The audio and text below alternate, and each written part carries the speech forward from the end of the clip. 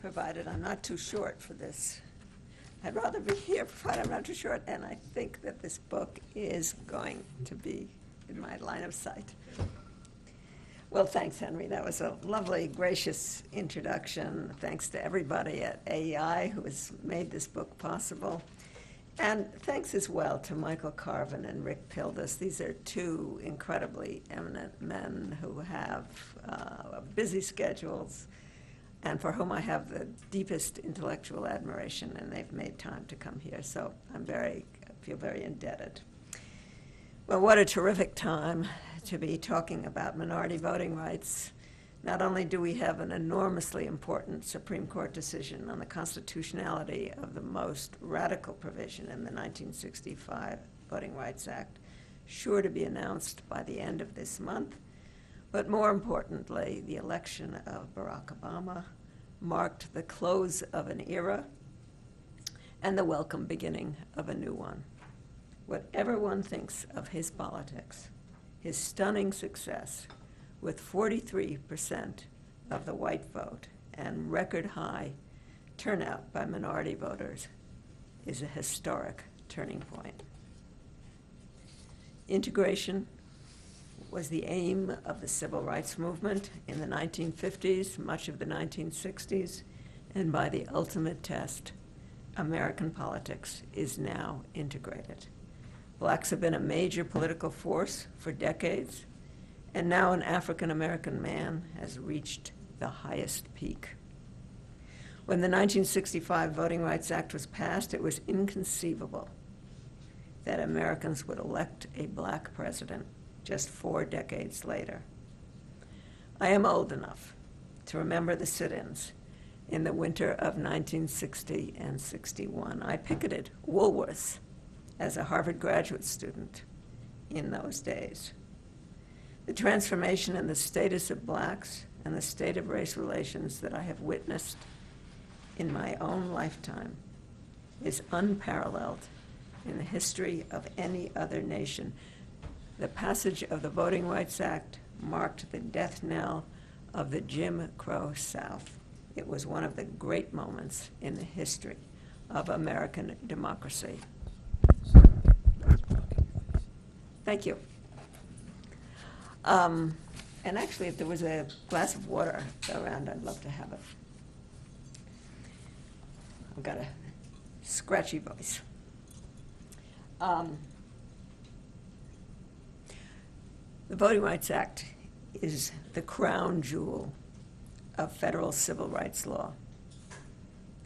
But the enforcement of the statute today arguably serves as a brake on the political aspirations and a barrier on black political aspirations and a barrier to greater political integration. Most black legislators are elected in majority black districts created to meet the demands of the statute. While the country has moved steadily, if unevenly, towards racial integration, the law has created a black legislative class generally inexperienced in putting together biracial coalitions, elected from districts in which there are no political pressures to move to the center. Black representatives thus tend to be too isolated from mainstream politics and are on the sidelines of American political life, precisely the opposite of what the statute intended and precisely the opposite of what is needed today. Representative James Clyburn is the distinguished House Majority Whip with a great history, and yet one cannot imagine him winning statewide office in South Carolina, moving up, say, to the U.S. Senate. Too few aspiring or incumbent black politicians try to run in majority white settings. Identity politics is their skill. Furthermore, those majority black districts do not mobilize black voters, as is sometimes said. They tend to depress black turnout due to the absence of competition. The enforcement of the 1965 Voting Rights Act still rests on the assumption that blacks need those safe black districts in order to win public office. With Barack Obama as president, America is ready for a Voting Rights Act premised on the belief that racial animus is a marginal element in American politics.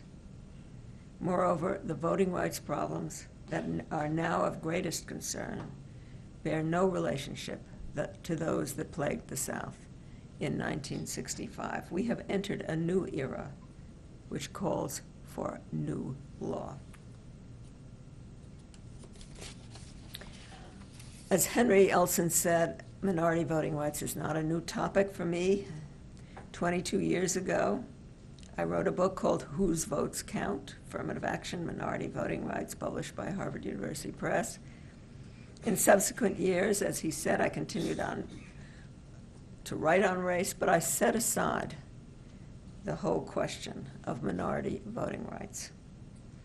I return to it now because I still believe, as I did in 1987, that no race-related topic is more important. If race continues to be the American dilemma, and I think it does, then surely the question of democratic government and minority representation is front and center as we continue to put behind us our very ugly racial history. We are awash in questions to which Congress, courts, and the Justice Department have given no satisfactory answers in the 44 years they have been interpreting, enforcing, and refashioning the 1965 statute. We want racial equality in the American polity, blacks free to form coalitions and choose candidates in the same manner as other citizens. But how do we know when we have realized that aim? I tried in Whose Votes Count to grapple with the definition of racial equality in American politics, how we know it when we see it, and I try once again in Voting Rights and Wrongs. The new book, however, is not simply an updated version of my earlier work, a continuation of the same argument with additional new material from the last 2 decades.